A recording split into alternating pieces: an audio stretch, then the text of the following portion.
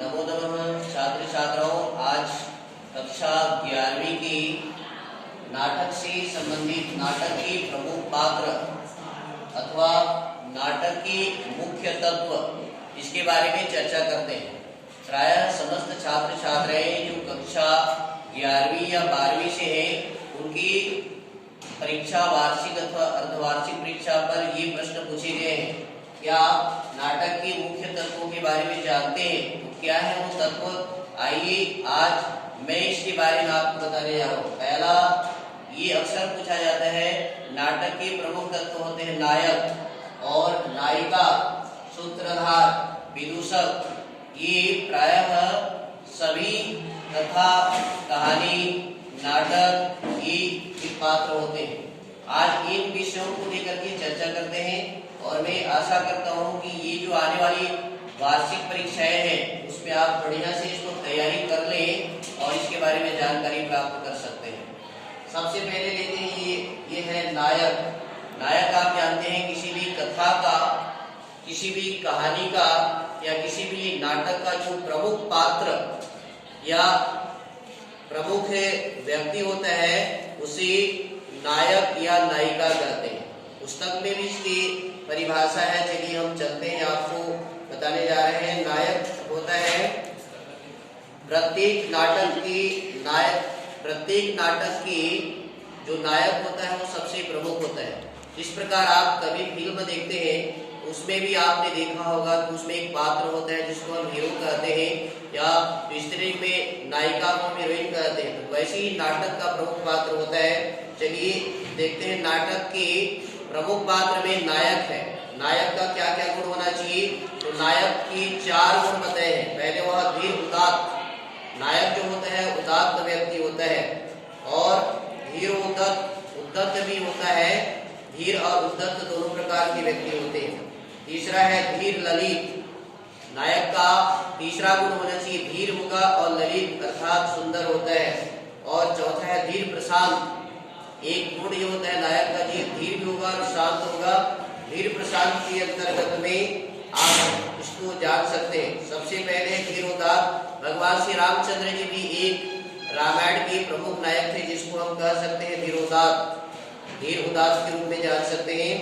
और धीर उद्धत, महाभारत में आपने भीम को देखा होगा, एक ऐसा नायक है जिसको धीर और उद्धत कह सकते हैं। तीसरा है धीर ललित। आपने देखा होगा नल दमयंती कथा, इसमें इस कथा में उदयन नाम का एक राजा है जो कि धीर ललित नाम से जाना जाता है। तथा धीर प्रशांत नायक है जीमूत वाहन। ये नायक के प्रकार हो गए। हर एक छात्र छात्राओं को इसके बारे में जानना होगा। कथा, कविता, कहानी, नाटक का जो प्रमुख पात्र है वह नायक कहलाता है। मैं चाहता हूं कि आगे आप इसी भांति नायिका क्या है इसके बारे में जाने। नायिका होती है प्रत्येक नाटक का जो स्त्रीलिंग का पात्र होता है उसको नायिका कह सकते हैं। यह सर्व गुणों से युक्त होती है तथा उदात्त, माधुर्य आदि गुणों से युक्त होता है। नायिका के अनेक भेद होते हैं किंतु उसमें से सबसे महत्वपूर्ण गुण होता है मुग्धा। मुग्धा मतलब प्रसन्नचित्त रहने वाले को हम जो है नायिका कह सकते हैं। छात्र छात्राओं, ये प्रश्न अक्सर पूछे जाते हैं किंतु आज हम आपको एक नई बात बताने जा रहे हैं, सूत्रधार।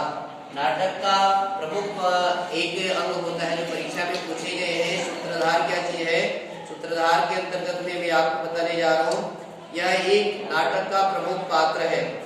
इसकी गणना अभिनेताओं में अर्थात नायक और नायिकाओं में नहीं होती है। सूत्रधार का मतलब होता है किसी भी अभिनेता या अभिनेत्री की में सम्मिलित नहीं होगा किंतु यह प्रस्तावना मतलब नाटक की शुरुआत में बार आता है, प्रस्तावना करता है, भूमिका बनाता है। इसको सूत्रधार को भूमिका बनाने वाला भी कह सकते हैं। नांदी के द्वारा स्तुति या मंगलाचरण करता है। सूत्रधार ऐसा होता है कि मंगलाचरण करने वाले को सूत्रधार कह सकते हैं या नांदी पाठ करने वाले को भी सूत्रधार कह सकते हैं। और आगे है कि यह अपनी पत्नी नटी के साथ संवाद अथवा स्वयं नाटक में कथा की सूचना प्रारंभ करता है। ये सूत्रधार जो होता है किसी भी नाटक का या किसी भी कहानी का या किसी भी कथा का सूत्रधार मतलब शुभारंभ करता है, इसको सूत्रधार कहते हैं।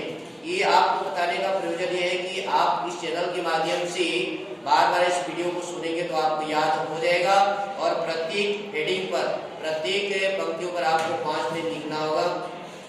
आइए और एक बात बताते हैं, इसको नाटक का सबसे महत्वपूर्ण तत्व कहेंगे विदूषक। नाम सुनने में बहुत ही कठिन लग रहा है, विदूषक क्या चीज है इसके बारे में बताने का प्रयत्न करते हैं। विदूषक नाटक का एक प्रमुख पात्र होता है। यह नायक और नायिका के परस्पर अनुराग का निर्वहन करता है। नायक और नायिका में परस्पर कैसे अनुराग बढ़ेगा, परस्पर प्रेम कैसे बढ़ेगा, यह उन दोनों का सहयोग करता है, जिसको विदूषक कहते हैं। इसका नाम प्रायशः फूल और ऋतु के नाम से रखा जाता है। विदूषक का नाम आपने देखा होगा या किसी फूलों के नाम से रखेंगे या किसी ऋतु के नाम से, जैसे किसी का नाम वसंतक रखेंगे, यह वसंत ऋतु का नाम से है, या पुष्पक, फूलों के नाम से पुष्पक कह सकते हैं। यह कभी कभी बनावटी झगड़ा भी करता है। विदूषक का काम है एक दूसरे को झगड़ा करता है और कराता है। यह खाने में अधिक रुचि रखता है। विदूषक है खाने पीने की वस्तुओं पर ज्यादा रुचि रखता है, जिसमें उसका महत्व बहुत होता है। हर एक नाटक या कहानी में विदूषक का बड़ा महत्वपूर्ण स्थान होता है। इस प्रकार से आज हमने 4 तत्वों के बारे में विचार किया, नायक, नायिका, सूत्रधार और विदूषक। इसके माध्यम से आप पूरी तरह से जान सकते हैं नायक क्या होता है अर्थात प्रमुख पात्र, नायिका स्त्रीलिंग में प्रमुख पात्र, सूत्रधार किसी भी कथा कहानी नाटक को शुभारंभ करने वाला, और विदूषक क्या होता है ये ऋतु अथवा फूलों के नाम से इसका नामकरण किया गया है। तो ये मतलब नायक और नायिका में एक दूसरे में अनुराग बढ़ाता है। इस प्रकार से हमने इन 4 तत्वों के बारे में विचार किया है। आगे प्रत्येक छात्र छात्राओं को नाटक के जो प्रमुख पात्र हैं ये हमेशा परीक्षा में पूछे जाएंगे, कक्षा 11वीं में और कक्षा 12वीं में। इसलिए प्रत्येक छात्र छात्राओं को नायक के प्रमुख तत्वों के बारे में तैयारी करना अनिवार्य है। यह प्रश्न हमेशा 10 से 15 अंक का होता है।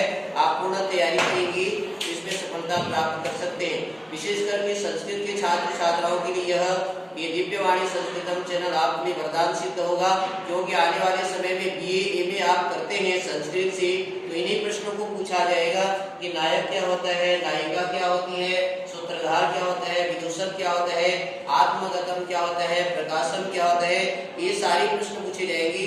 इसलिए मैं चाहूंगा कि आप सभी हमारे चैनल से जुड़िए और ज्यादा से ज्यादा परीक्षा की तैयारी के लिए जुट जाइए। यदि आप संस्कृत में बहुत अच्छे अंक लाना चाहते हैं तो दिव्यवाणी संस्कृतम चैनल के माध्यम से मैं आचार्य डॉक्टर दिव्येश्वर शास्त्री हमेशा आपकी सेवा में तत्पर रहूंगा और आने वाले समय में आपको संस्कृत के विविध प्रकार के प्रश्नों की प्रश्नोत्तरी प्रश्नों की व्याख्यान को आप तक पहुंचाते रहूंगा। इन्हीं शब्दों के साथ पुनः आप सबको धन्यवाद और शुभकामना देते हुए आने वाले परीक्षा में आप सफल बने। कथयन्तु सर्वे, सब मिलकर के बोले नमो नमः, पुनर्मिलामः, जयतु संस्कृतम, जयतु भारतम। धन्यवाद।